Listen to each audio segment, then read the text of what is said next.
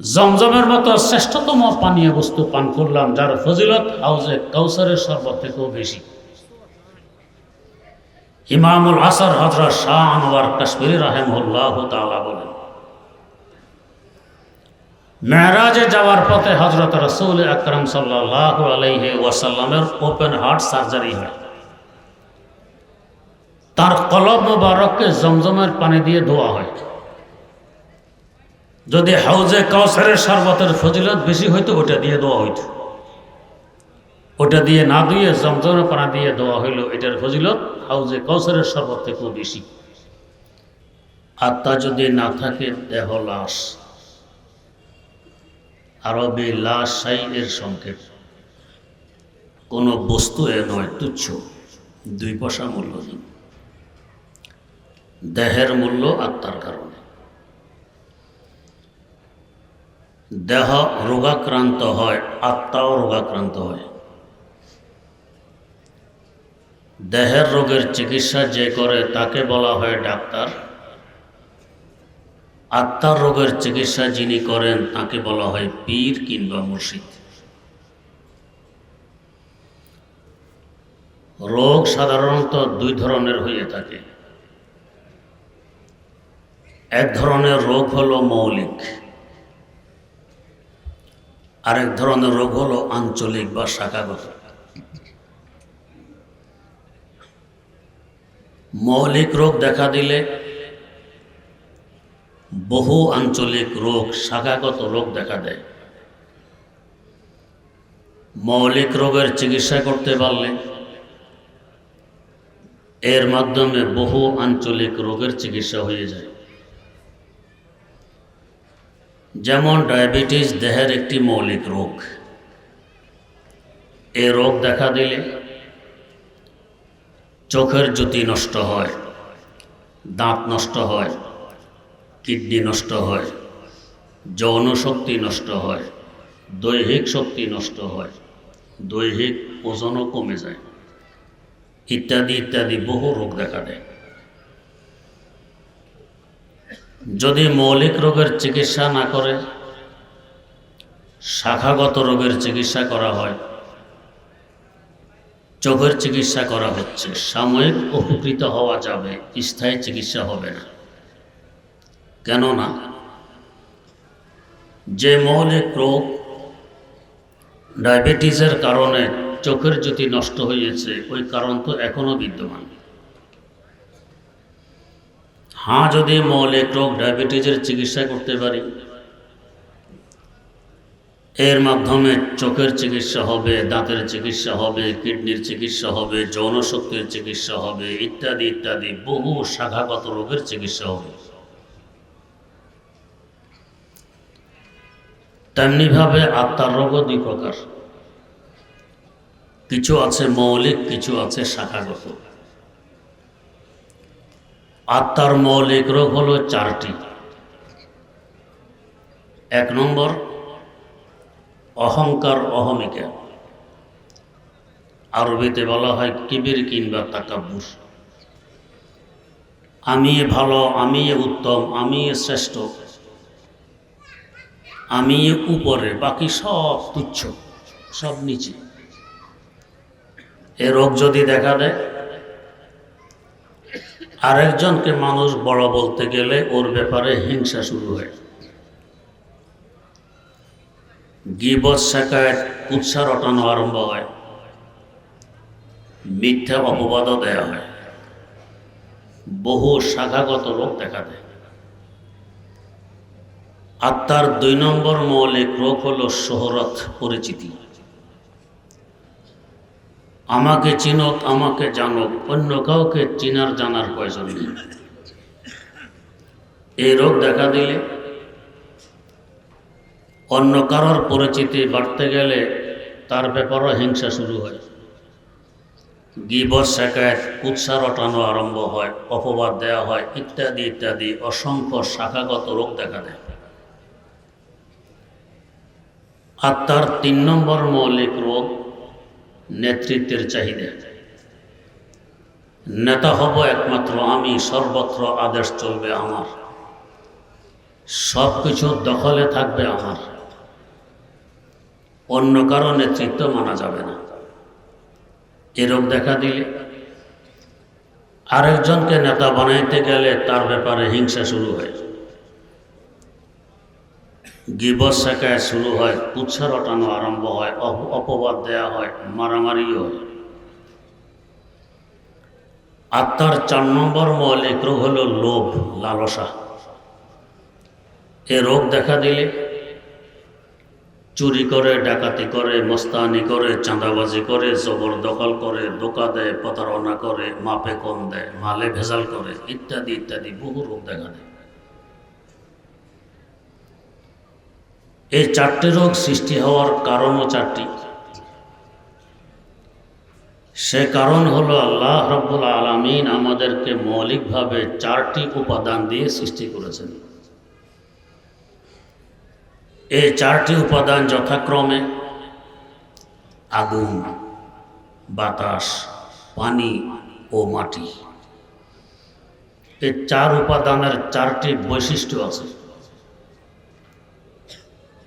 আমাদের ভেতরে 4টি উপাদান থাকার কারণে তার বৈশিষ্ট্য প্রভাব বিস্তার করে বিদায় 4টি মৌলিক রোগ সৃষ্টি হয়। যেমন আগুন, আগুনের স্বভাব হলো তাড়াল্লি, উপরের দিকে উঠা, নিচে নামতে চায় না। আপনি যদি একটি বাতি জ্বালান, বাতির পিঠা থেকে, রেশা থেকে আগুন যদি উপরের দিকে 5 ইঞ্চি লম্বা হয়ে জ্বলে, বাতিকে উপর করলে আগুন কি নিচের দিকে 5 ইঞ্চি লম্বা হয়ে জ্বলবে? না, সে উল্টো উপরের দিকে উঠবে। উপরের দিকে ওঠার রহস্য হল কোরআয়ে নার তথা আগুনের দেশ উপরে। আমরা যেখানে বসবাস করছি একে বলা হয় কোরআয়ে আরদ, মাটির দেশ। এর চতুর্দিকে অসংখ্য গণিত লক্ষ কোটি কিলোমিটার ব্যাপী কোরআয়ে হাওয়া, বাতাসের দেশ। এর চতুর্দিকে অসংখ্য গণিত লক্ষ কোটি কিলোমিটার ব্যাপী কোরআয়ে জামহারির, ঠান্ডার দেশ। এর অসংখ্য গণিত লক্ষ কোটি কিলোমিটার উপরে কোরআয়ে নার, আগুনের দেশ। আগুন যেহেতু উপরে থাকে, এই আগুনও চায় আমিও উপরে গিয়ে আমার স্বজাতির সাথে মিলিত হই। এটাই স্বাভাবিক। সকল জাতি নিজ নিজ জাতির সাথে মিলেমিশে থাকতে চায়। আল্লামা জালালউদ্দিন রুমি রহমতুল্লাহ আলাইহির ভাষায় কুনাদহার জিনসে বাহাম জিনসে পরবাস, কবুতর বা কবুতর বাজে বাবাস, জাগো বা জাগা কুনান আওয়াজ হা, বুলবুলা বা বুলবুলা পরওয়াজ হা, जिनसे हमर जिनसे हारा ताल कांद, जिनसे हमर जिनसे हारा जाजबंद। কাক কাকের ঝাঁকে ওড়ে, কবুতর কবুতরের ঝাঁকে ওড়ে। কাকের সাথে কবুতর ওড়ে না, কবুতরের সাথে কাক ওড়ে না। তেমনি ভাবে এক মুমিনের সম্পর্ক আরেক মুমিনের সাথে গড়ে ওঠে, এক আল্লাহওয়ালার সম্পর্ক আরেক আল্লাহওয়ালার সাথে গড়ে ওঠে। কাফের মুশরিক নাস্তিকের সাথে আল্লাহওয়ালার সম্পর্ক গড়ে ওঠে না। যদি দেখা যায় কোনো মুসলমান কাফের মুশরিক নাস্তিকের সাথে বন্ধুত্ব করে, তার সাথে মিল মিলাপ, তার উপর আস্থাশীল, সে হলো আশ্রয়দাতা, বুঝতে হবে ঈমানের সমস্যা আছে, যার কারণে কাফের মুশরিকের সাথে সম্পর্ক। না হয় মুমিনের সম্পর্ক মুমিনের সাথে হবে, আল্লাহর ওলির সম্পর্ক আল্লাহর ওলির সাথে হবে, এটাই স্বাভাবিক। তো যাই হোক, আগুন উপরে উঠতে চায়, সে আগুন আমার আপনার মধ্যে আছে বিদায় তার প্রভাব আমাদের মধ্যে বিস্তার লাভ করেছে। আমরাও চাই উপরে থাকি। একে বলা হয় অহংকার, অহমিকা, আত্মার একটি মৌলিক রোগ। রোগের চিকিৎসা হয় উল্টা বস্তু দিয়ে। হাদিস শরীফে আছে আবরেদুল হুম্মা বিল মাইল বারেদ, জ্বরকে ঠান্ডা পানি দিয়ে ঠান্ডা করো, জ্বর উঠলে মাথায় পানি ঢালো, টাওয়াল কিংবা গামছা ভিজিয়ে দেহ মুছে দাও। জ্বর যদি 105-6 ডিগ্রি পর্যন্ত ওঠে বরফ দিয়ে ডেকে রাখো। উল্টা বস্তু দিয়ে চিকিৎসা, এলাজ বিজেদ। আগুন আমাদের মধ্যে প্রভাব বিস্তার লাভ করাতে আমরা চাই উপরে থাকি, অহংকার অহমিকা সৃষ্টি হয়েছে। এর চিকিৎসার জন্য আল্লাহ পাক উল্টা বস্তু দিলেন নামাজ। নামাজ অহংকার অহমিকার চিকিৎসা করে। নামাজে বন্দাকে নিচের দিকে নামায়। কিভাবে? নামাজ শুরু হয় তাকবীরে তাহরিমার মাধ্যমে। তাকবীরে তাহরিমার সময় উভয় হাত উপরের দিকে তুলতে হয়। কি পরিমাণ তুলব? এ ব্যাপারে 4 প্রকার হাদিস বর্ণিত। 1 নম্বর, মুসলিম শরীফে বর্ণিত ইলা ফুরুরে উযুনাইহি, কানের উপর পর্যন্ত হাত তুলব। 2 নম্বর, আবু দাউদ শরীফে বর্ণিত ইউহাজি ইবহামাহু শাহমাতাই উযুনাইহি, মুসল্লির বৃদ্ধাঙ্গুল থাকবে কানের লতি বরাবর। 3 নম্বর, বুখারী শরীফে বর্ণিত ইলাল মানকিব, কাঁধ পর্যন্ত হাত তুলবে। 4 নম্বর, সহিহ ইবনে খুজাইমায় বর্ণিত ইলা সদর, সিনা পর্যন্ত হাত তুলবে। যদিও হাদিসটি সাজ বিচ্ছিন্ন। এখানে একটি প্রাসঙ্গিক কথা, এই 4 প্রকার হাদিসের মধ্যে আমার আহলে হাদিস ভাইয়েরা, নারী হোক কিংবা পুরুষ, সকলে সিনা পর্যন্ত হাত তুলে হাতকে সিনার উপর রেখে দেন। সহিহ ইবনে খুজাইমার হাদিসের উপরে আমল করলেন, বাকি 3টি হাদিস ছেড়ে দিলেন। বুখারী শরীফের হাদিস, আবু দাউদ শরীফের হাদিস, মুসলিম শরীফের হাদিস ছেড়ে দিলেন। 4 হাদিসের মধ্যে মানলেন 1টি, ছাড়লেন 3টি। মানা বেশি না ছাড়া বেশি? ছাড়া বেশি। এরপরও তাদের দাবি তারাই হাদিস মানেন, নামও রাখেন আহলে হাদিস। আমরা যারা মাযহাব মানি, ইমাম মানি, আমাদের ইমামগণ বলেন 4টিও তো হাদিস, অতএব 1টিও বাদ দেওয়া যাবে না। এমনভাবে আমল করা লাগবে যাতে সকল হাদিসের উপর আমল হয়ে যায়। তো তা কি করে সম্ভব? তা সম্ভব হবে বৃদ্ধাঙ্গুলির মাথা থাকবে কানের লতি বরাবর। এতে করে আবু দাউদ শরীফের হাদিসের উপর আমল হবে। বৃদ্ধাঙ্গুলির মাথা কানের লতি বরাবর হলে অটোমেটিক অন্য আঙ্গুলগুলো উঠে যাবে কানের উপর বরাবর। এতে করে মুসলিম শরীফের হাদিসের উপর আমল হবে। বৃদ্ধাঙ্গুলির মাথা কানের লতি বরাবর হলে হাতের তালু হবে কাঁধ বরাবর। এতে করে বুখারী শরীফের হাদিসের উপর আমল হবে। আর এই উম্মতের নারী সমাজ হাত তুলবে সিনা বরাবর। এতে করে ইবনে খুজাইমার হাদিসের উপরে আমল হবে। নারী পুরুষ মিলে 4 হাদিসের উপর আমল হবে, 1টি হাদিসও বাদ যাবে না। ওনারা মানলেন কম, ছাড়লেন বেশি, তারপরও দাবি ওনারা হাদিস মানেন। আমরা 1টিও ছাড়লাম না, এরপরও আমাদের উপর দোষ চাপানো হয় আমরা নাকি হাদিস মানি না।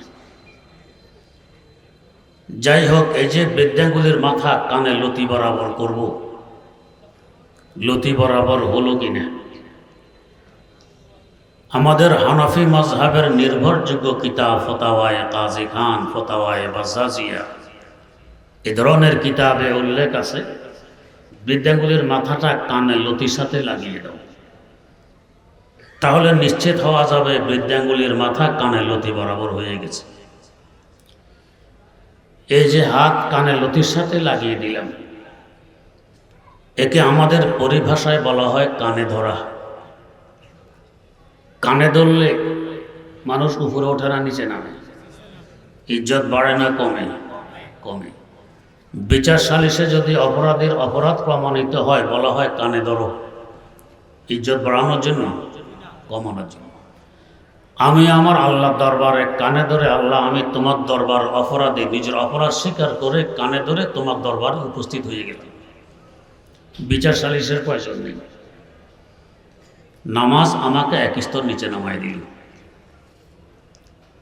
2 নম্বর, হাত বাঁধব কিভাবে? এ ব্যাপারেও 2 ধরনের হাদিস বর্ণিত। 1 নম্বর, তিরমিজি শরীফে বর্ণিত, ইয়াকুযু শিমালাহু বিয়ামিনিহি, ডান হাত দিয়ে বাম হাতকে ধরবে। 2 নম্বর, আবু দাউদ শরীফে বর্ণিত, ইয়াজাউ ইয়ামিনাহু আলা শিমালি, ডান হাতকে বাম হাতের উপর রেখে দিবে। এক হাদিস হলো ধরার, এক হাদিস হলো রাখার।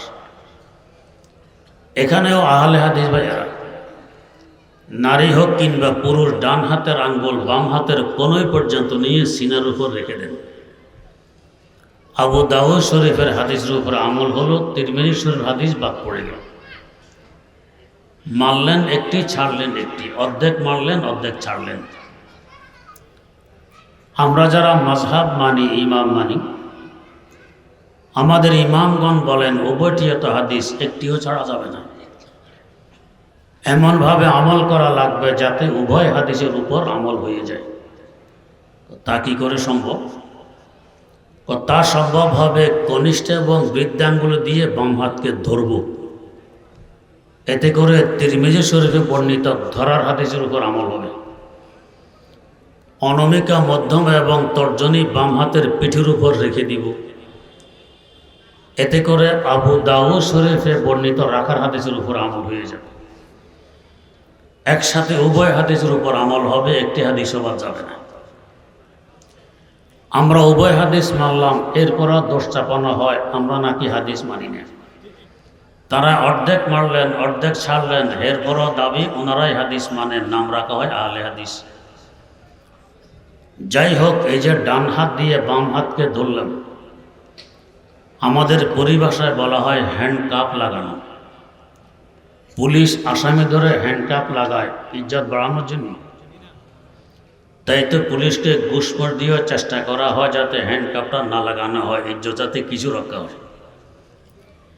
আমি আমার আল্লাহর দরবারে নিজে নিজে হ্যান্ডকাপ লাগাইয়ে আসামির সেজে উপস্থিত হয়ে গেছে। আল্লাহ, পুলিশের প্রয়োজন নেই, আমি স্বস্বীকৃত আসামি।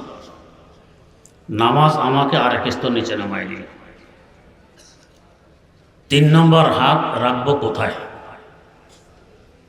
আহলে হাদিস ভাইয়েরা, নারী হোক আর পুরুষ হোক, সিনার উপরে রাখেন। আমরা যারা হানাফি মাযহাবের অনুসারী, আমরা নাভির নিচে রাখি। ওনারা সিনার উপরে রাখেন ইবনে খুজাইমার হাদিসের উপরে আমল করতে গিয়ে। আমরা নাভির নিচে কেন রাখি? ইমাম বুখারী রাহিমাহুল্লাহু তাআলার উস্তাদ ইমাম আবু বকর ইবনে আবি শাইবা রাহিমাহুল্লাহ, তার সংকলিত হাদিসের কিতাব আল মুসান্নাফ 25 খণ্ডে ছেপেছে। 27,000-এরও অধিক হাদিস এই কিতাবে বর্ণিত। 5 জন সাহাবী থেকে হাদিস বর্ণিত সহি সনদে, সহি সূত্রে, যে নামাজের নাভির নিচে হাত বাঁধা হলো নবীর তরিকা। এই 5 জনের মধ্যে দ্বিতীয় খলিফা ফারুক আজম হযরত ওমর রাদিয়াল্লাহু তাআলা আনহু আছেন। মুহাদ্দিস খলিফা হযরত আবু হুরায়রা রাদিয়াল্লাহু তাআলা আনহু আছেন। ফকিহ ও মুফতি খলিফা হযরত আব্দুল্লাহ ইবনে ওমর রাদিয়াল্লাহু আনহুমাও আছেন। চতুর্থ খলিফা আলী মুর্তাজা রাদিয়াল্লাহু তাআলা আনহু আছেন। এমনকি আলী মুর্তাজা রাদিয়াল্লাহু তাআলা আনহু থেকে বর্ণিত, ওয়াজরুল আকুফে আলাল আকুফে তাহাতা সুররাতে মিনাস সুন্নাহ, ডান হাতকে বাম হাতের উপর রেখে নাভির নিচে বাঁধা হলো নবীর তরিকা। তা আমরা নাভির নিচে বাঁধি। এবারে আসুন, সিনার উপরে হাত রাখলে বিনয়ী বেশি প্রকাশ হয় না জড়াসড় হয়ে নাভির নিচে হাত বাঁধলে বিনয়ী ও নম্রতা বেশি প্রকাশ হয়? নাভির নিচে। বরং যখন মানুষ বাহাদুরি দেখায় তখন সিনার উপরে হাত বাঁধে। আমি আমার আল্লাহর দরবারে বাহাদুরি দেখাইতে আসছি। বিনয়ী আর নম্রতা যেভাবে প্রকাশ হয় সেভাবেই আমাকে প্রকাশ করা লাগবে। নামাজ আমাকে আরেক স্তর নিচে নামাই দিল। 4 নম্বর, দাঁড়াবো কীভাবে। এখানে আহলে হাদিস ভাইরা 2 পা 2 দিকে যে পর্যন্ত ছড়ানো যায়, আমাদের দেশে বলে চেগাইয়া দাঁড়ানো, চেগাইয়া দাঁড়ায়। 2 পাশে যদি 2 হানফি মুসল্লি থাকে তো চেগাইয়া তাদের পায়ের সাথে পা মিলিয়ে দেয়। ওই বেচারাদের গিন লাগে তো পা একটু খিঁচায়, খিঁচাতে খিঁচাতে শেষ সীমানা পর্যন্ত খিঁচে এই ছড়াইতে ছড়াইতে শেষ সীমানা পর্যন্ত চেগায়। এবারে দেখলাম এক আশ্চর্য আল্লাহর কুদরতের পরিচয়। পাশে আমি দাঁড়ানো, হে চেগায় আমি ঘিচি। এক পর্যায়ে দেখি গায়ে আরবে জুব্বা গের কম, জুব্বার কারণে চেগাইতে পারতেছে না, জুব্বায় চেগানো বাধা দিয়ে নেই। আল্লাহর কুদরত তোমার চেগানো বন্ধ করছে, এখন আমার পায়ের সাথে পা লাগাইতে পারতেছে না। যদি আপনাদের মসজিদে 150 জন মুসল্লি দাঁড়াইতে পারে, 25 জন আহলে হাদিস ভাই ঢুকতে পারলে 25 জনের পুরো 100 চেগাইয়া দখল, বাকি 25 জনের জায়গা হয় না। এভাবে চেগাইয়া দেওয়ানোর ব্যাপারে কোথাও কোনো হাদিস বর্ণিত নেই, নিজের মন গড়া একটি আমল। আমরা 2 পায়ের মধ্যখানে 4 আঙ্গুল ফাঁকা রেখে দাঁড়াই। যদি কারো দেখা মোটা হয় আরও ফাঁকা রাখাও না জায়েজ নয়। এবারে আসুন, চেগাইয়া দাঁড়াইলে বিনয় বেশি প্রকাশ হয় না জড়াসড় হয়ে 2 পায়ের মধ্যখানে ফাঁকা কম রেখে দাঁড়াইলে বিনয় বেশি প্রকাশ হয়? ফাঁকা কম রেখে দাঁড়ায়। আপনি আপনার ওস্তাদের সামনে সিনায় হাত রেখে চেগানোর সাহস পাবেন, তারপরও যদি চেগান ওস্তাদ বলবে কোন বেয়াদবকে পড়াইলাম আমার সামনে চেগায়। তো ওস্তাদের সামনে চেগানোর সাহস নেই, আল্লাহ রাব্বুল আলামিনের সামনে কোন সাহসে মসজিদে ঢুকে চেগাই? তো নামাজ আমাকে আরেক স্তর নিচে নামাই দিল। 5 নম্বর যখন রুকুতে গেলাম আরো নিচে নামাই, 6 নম্বর যখন সিজদায় গেলাম আরো নিচে নামাই। এর থেকে নিচে নামা তো আর আমার পক্ষে সম্ভব নয়। যেখানে মানুষ পা রাখে সেখানে আমি মাথা রেখে দিলাম। এই নামাজ আমাকে নিচে নামাইতে নামাইতে সিজদা পর্যন্ত পৌঁছতে আমার আত্মার মৌলিক রোগ অহংকার অহমিকার চিকিৎসা হয়ে যায়। এই বিশুদ্ধ আত্মা নিয়ে আমার আল্লাহকে সিজদা দিলে এই সিজদার এখন মূল্য কত? সিজদাতুন ওয়াহিদাতুন খায়রুম মিনাদ দুনিয়া ওয়া মা ফিহা। নামাজি বান্দার একটি সিজদা গোটা দুনিয়া এবং দুনিয়াতে যা কিছু আছে এর থেকে লক্ষ কোটি গুণ বেশি উত্তম, বেশি দামি। এর দামি সিজদা এখন মাটিতে পড়ে থাকা, এটা দামি সিজদার শান নয়। যদিও আমরা বাহ্যিক দৃষ্টি দেখি মুসল্লির মাথা এখন মাটিতে পড়ে আছে, যাদের দিব্যি চক্ষু আছে তারা দেখেন এই মুসল্লির মাথা এখন কোথায়। এদের মধ্যে অন্যতম আরিফ বিল্লাহ আল্লামা জালালউদ্দিন রুমি রহমতুল্লাহ আলাইহি। তিনি মুসনাদে শরীফে লিখতেছেন, বাজাহের সেজদা হাসি জমে বুত বাবাতেন সেজদা বর আরশে বরিবুত বাবাতেন মসজিদ আরশে বরিবুত। বন্দা, বাহ্যিক দৃষ্টিতে যদিও দেখা যায় তোমার মাথা মাটিতে পড়ে আছে, এই বিশুদ্ধ আত্মা নিয়ে আমার আল্লাহর দরবারে সিজদায় মাথা নত করলে আল্লাহ তোমার মাথাকে তখন মাটিতে থাকতে দেন না, তার মহব্বতের আকর্ষণ দিয়ে টেনে আরশে মাওলায় তুলে নিয়ে যান। তুমি তো নিচে নেমেছ যতটুকু তোমার পক্ষে সম্ভব, যার নিচে আর এখন নিচ নেই। আল্লাহ পাক উপরে নিয়ে গেছেন আরশে মাওলা পর্যন্ত, যার উপর আর উপর নেই। বাবা তেন মসজিদ আরশে বরিবুত, সেখানে নিয়ে তার কুদরতি কদমে ঠেকাইয়া দেন। বান্দা সিজদার মূল্য কত? তো নামাজ আমার অহংকার অহমিকার চিকিৎসা করে, মৌলিক রোগের চিকিৎসা। তা নামাজ একটি মৌলিক বিধান, ইসলামের স্তম্ভ। না হয় ফরজ তো আরও আছে, 17 ডাকা ফরজ, সত্য কথা বলা ফরজ, পর্দা করা ফরজ, শাখাগত রোগের চিকিৎসা করে। তো ওগুলি দ্বীনের রোকন নয়, স্তম্ভ নয়। নামাজ মৌলিক রোগের চিকিৎসা করাতে এটা দ্বীনের রোকন এবং স্তম্ভ। 2 নম্বর, আমাদের মধ্যে আছে বাতাস। নাক দিয়ে গ্রহণ করি আবার ত্যাগ করি, ফুসফুসের ভিতরে বাতাস। বাতাসের স্বভাব কি? পরিচিতি। সবসময় ঘুরে, স্থির কখনো নেই। যে ব্যক্তি যত বেশি ঘুরবে তার পরিচিতি তত বেশি হবে। কামরার ভিতরে ঢুকে দুয়ার জানালা বন্ধ করে জীবন কাটায় দিলে একে কেউ চিনবে না। বাতাস শুধু ঘুরে, সবাই বাতাসকে চিনে, তার পরিচিতি। আমার আপনার মধ্যে বাতাস থাকার কারণে তার প্রভাব আমাদের মধ্যে বিস্তার লাভ করেছে। আমরাও চাই আমার পরিচিতি সবচেয়ে বেশি হোক। আর এই পরিচিতি হয় সাধারণত ব্যতিক্রম ধর্মী অবস্থার কারণে। যেমন আমরা এখানে টুপি পরিহিত অবস্থায় আছি, টুপিগুলো মাথার সাথে লেগে আছে। যদি এক ব্যক্তি এখানে ঢোকে যার টুপি মাথার উপরে 5 হাত লম্বা, সবাই ওই দিকে তাকাবো কিনা, পরিচয় পাওয়ার চেষ্টা করবো কিনা লোকটি কি, কেন? ব্যতিক্রম ধর্মী টুপি। স্বাভাবিক পোশাক পরিহিত অবস্থায় আছি, যদি কেউ সোনার রঙের জরি সারা পোশাকে লাগিয়ে এখানে প্রবেশ করে, সবাই সেদিকে তাকাবো কিনা, পরিচয় পাওয়ার চেষ্টা করবো কিনা লোকটিকে।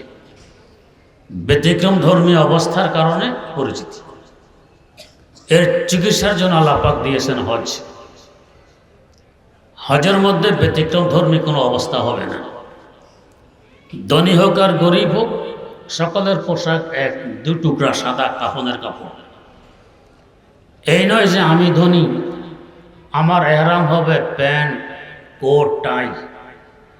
তুমি গরিব, তোমার হবে 2 টুকরা কাফনের কাপড়। এটা চলবে না। সকলের বলিও এক, কি বলি? লাব্বাইক আল্লাহুম্মা লাব্বাইক, লাব্বাইক লা শারীকা লাক লাব্বাইক, ইন্নাল হামদা ওয়ান নি'মাতা লাকা ওয়াল মুলক লা শারীকা লাক। এই নয় যে আমি রাজা, আমার তালবিয়া একরকম, তুমি প্রজা, তোমার হবে আরেক রকম। এটা এখানে চলবে না। কাজও হবে এক, তওয়াফ সবাইকে করা লাগবে, সাড়ি সবাইকে করা লাগবে, মিনা মুজদালিফা আরাফার অবস্থান সবার জন্য একই হুকুম, কোনো ভেদাভেদ নেই।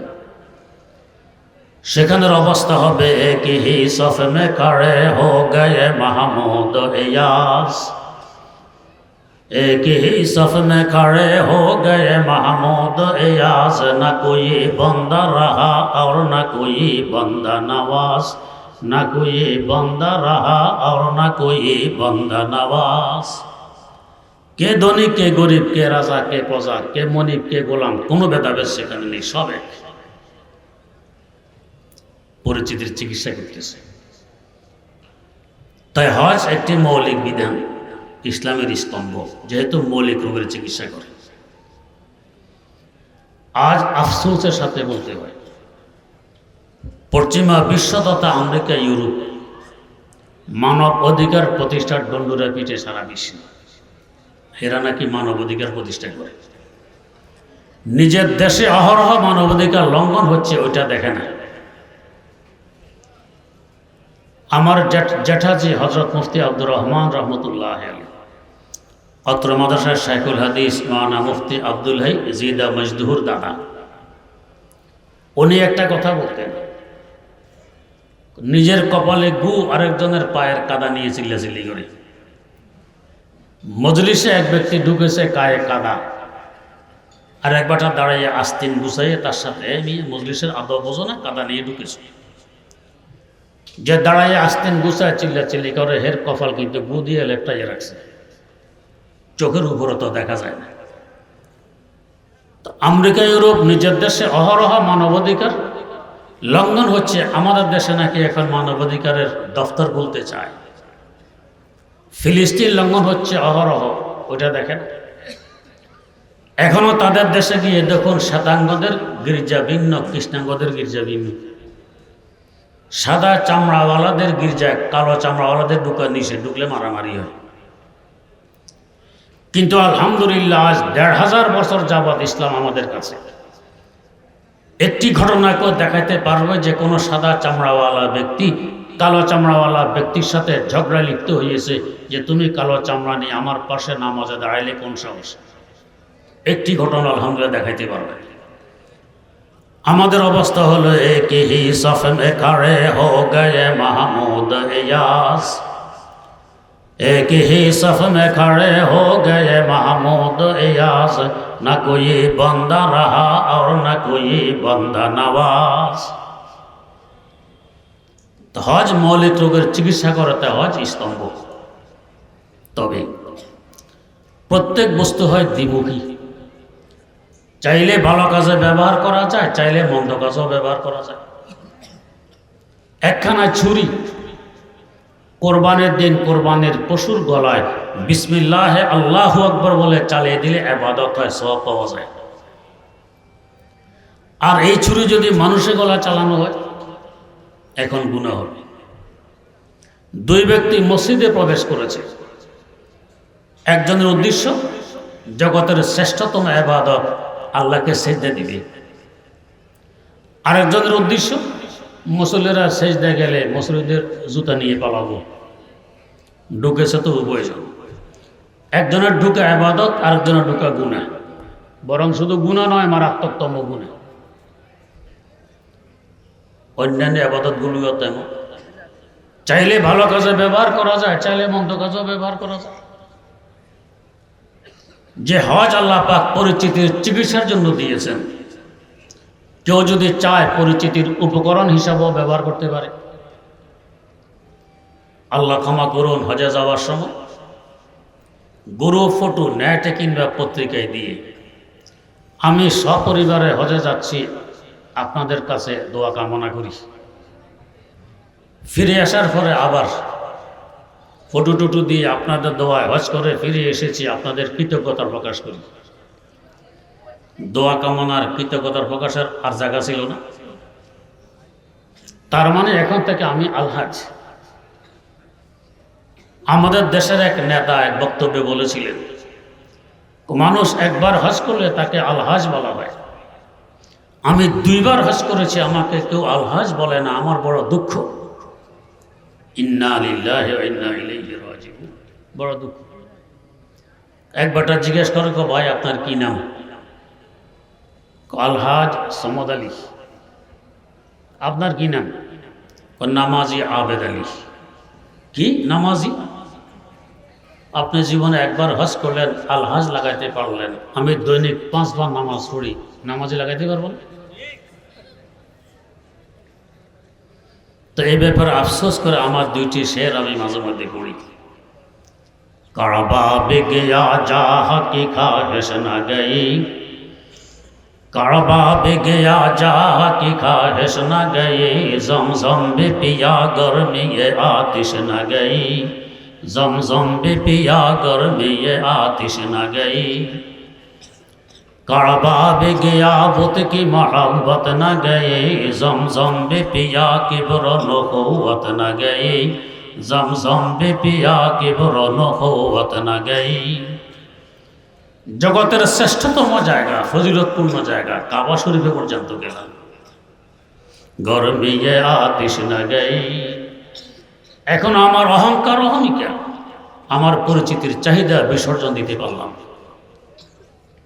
জমজম বে পিয়া কি বুরো নখুওয়াত না গই, জমজমের মতো শ্রেষ্ঠতম পানীয় বস্তু পান করলাম, যার ফজিলত হাউজে কাউসারের শরবত থেকেও বেশি। ইমামুল আসর হযরত শাহ আনোয়ার কাশ্মীরি রাহিমাহুল্লাহু তাআলা বলেন, মেরাজে যাওয়ার পথে হযরত রাসূল আকরাম সাল্লাল্লাহু আলাইহি ওয়াসাল্লামের ওপেন হার্ট সার্জারি হয়। তার কলব মোবারককে জমজমের পানি দিয়ে ধোয়া হয়। যদি হাউজে কাউসারের শরবতের ফজিলত বেশি হইতো ওটা দিয়ে ধোয়া হইতো, ওটা দিয়ে না ধুয়ে জমজমের পানি দিয়ে ধোয়া হইল, এটার ফজিলত হাউজে কাউসারের শরবত থেকেও বেশি। এটা পান করে আসলাম, এরপর এখনো আমার অহংকার অহমিকার গর্মি বিসর্জন দিতে পারলাম। 3 নম্বর, আমাদের মধ্যে আছে পানি। চোখে পানি, নাকে পানি, মুখে পানি, ঘামে পানি, প্রস্রাবে পানি। পানির বৈশিষ্ট্য কি? পানির বৈশিষ্ট্য হলো হার কো যা পোস্তে আবা জারাবাদ, হার কো যা দর্দে দাবা জারাবাদ। যেখানে নিচু জায়গা পাবে পানি সেখানে গিয়ে দখলে নেবে, সুযোগ পাইলে আমার দখলে। সর্বত্র নাক গলানো, সর্বত্র নেতৃত্ব, অন্য কারো দখলে থাকতে পারবে না। পানির আগে তো ছিল বাতাসের দখলে, পানি জোর পূর্ব বাতাসকে সরে নিজের দখলে নিয়ে নিছে।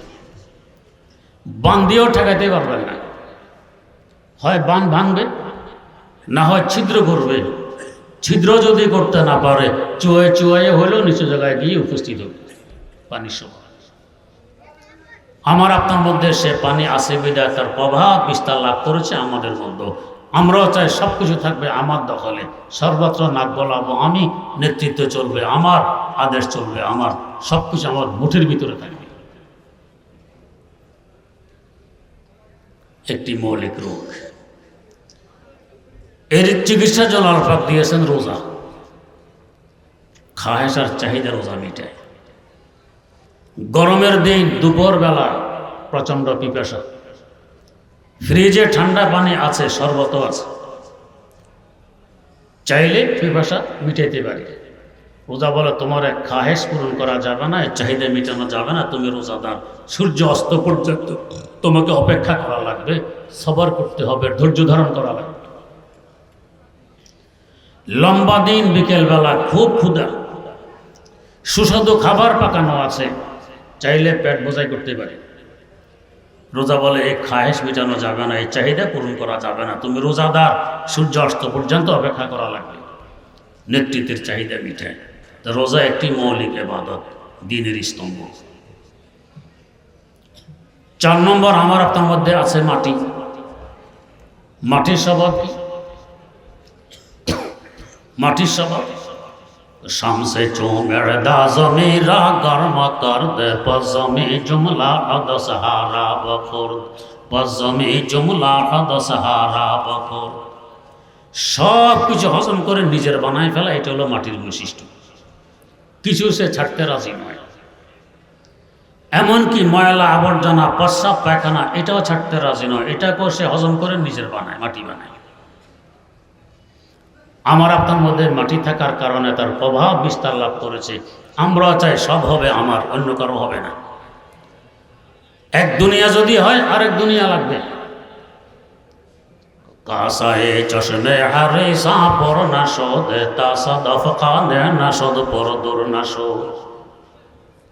এমন মানুষও আমার সামনে আছে, ছেলে নেই, মেয়ে নেই, স্ত্রীও মারা গেছে, এরপরও চাঁদাবাজি বন্ধ নেই, মস্তানি বন্ধ নেই। 8 তলা বিল্ডিং 2টি বানাইছে, আরও লাগবে। কে থাকবে আল্লাহ ভালো জানে। এখন বিল্ডিং খালি, এখন নেই।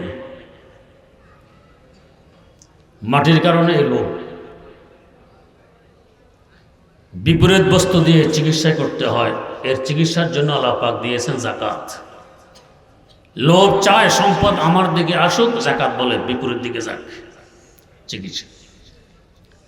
যাকাত দিলে সম্পদ পরিষ্কার হয়, ময়লা দূর হয়, পরিষ্কার সম্পদ শান্তি বয়ে নিয়ে আসে।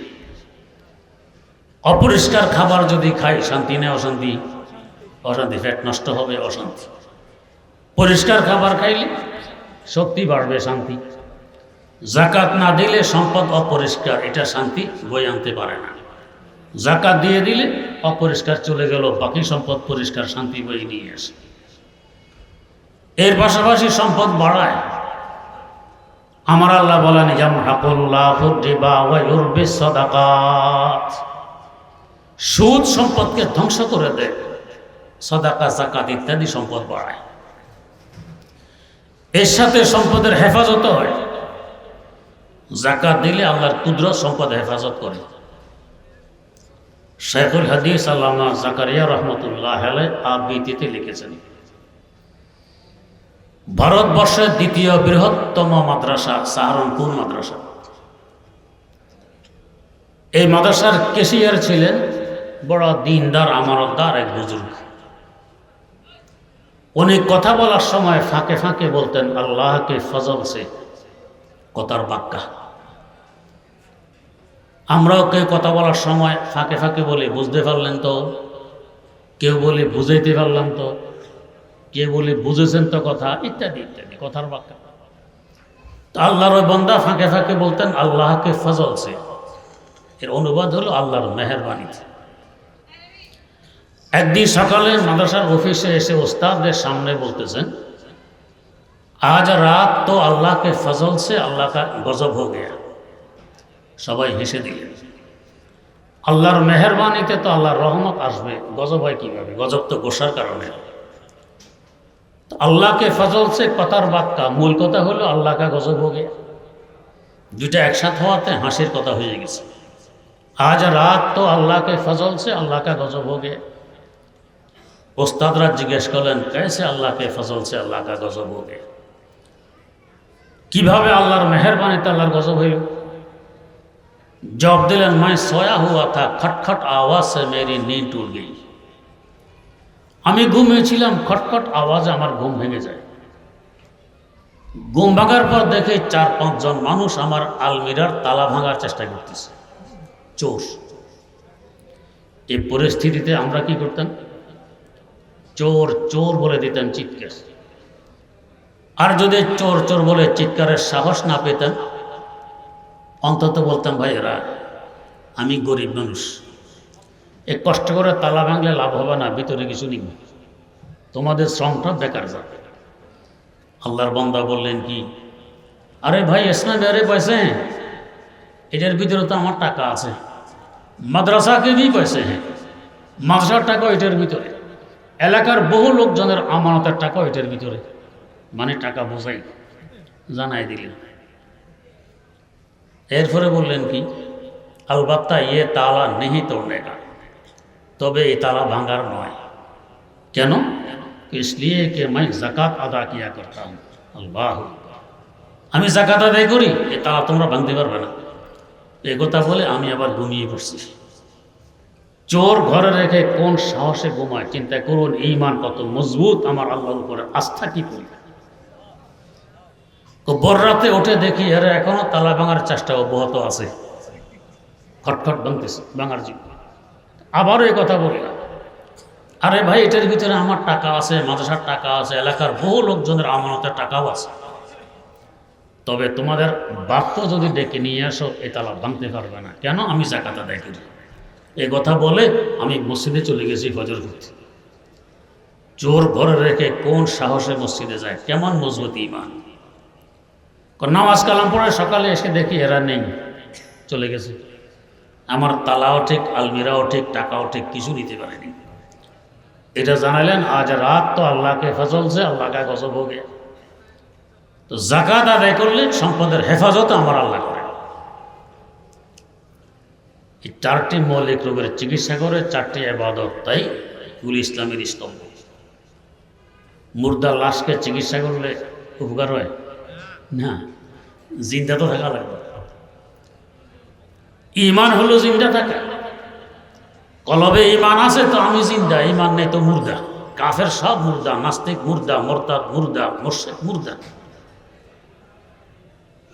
আল্লাহ পাক কোরআনে কারিমে বলেছে, ইন্নাকা লা তুসমিউল মাউতা।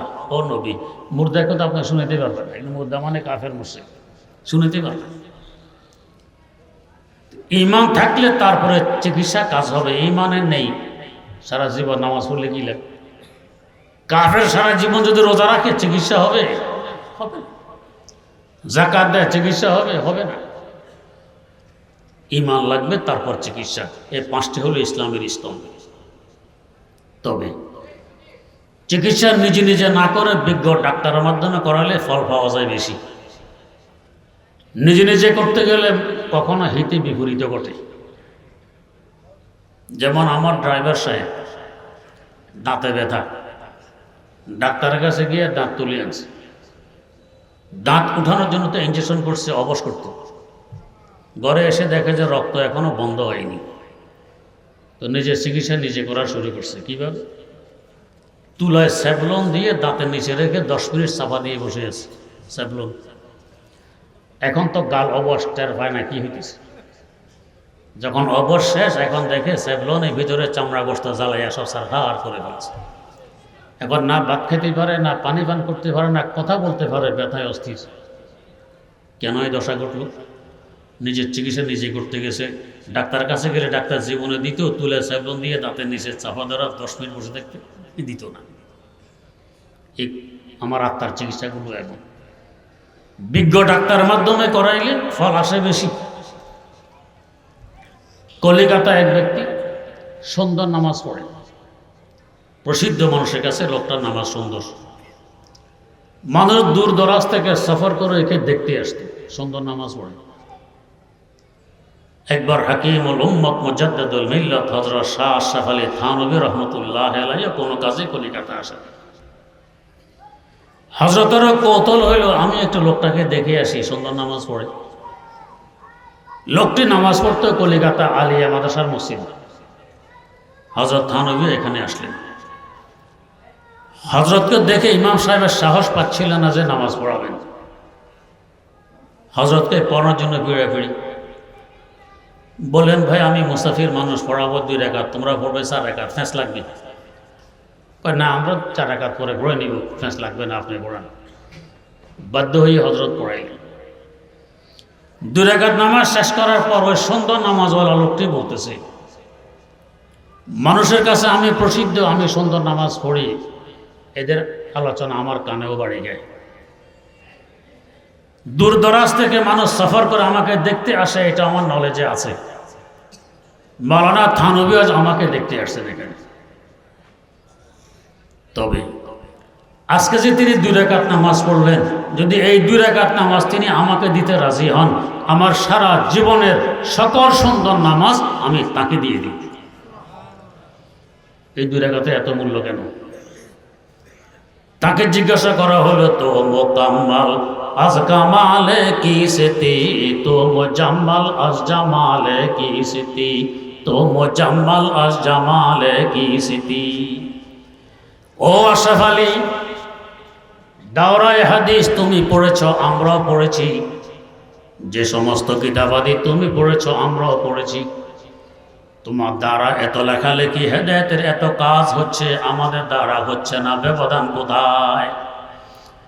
জবাব দিলেন, মাম্মু কাম্মাল আজ কামালে হাজিয়াম, মাম্মু জাম্মাল আজ জামালে হাজিয়াম, মাম্মু জাম্মাল আজ জামালে হাজিয়াম।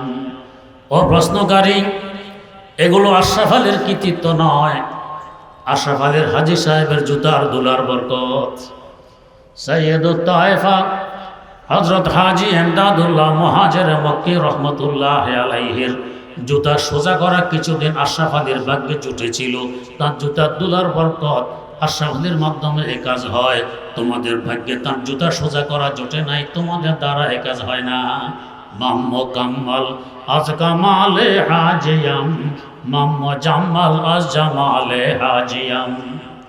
বিজ্ঞ ডাক্তারের মাধ্যমে করাইলে দাম বাড়ে, উপকার বেশি হয়।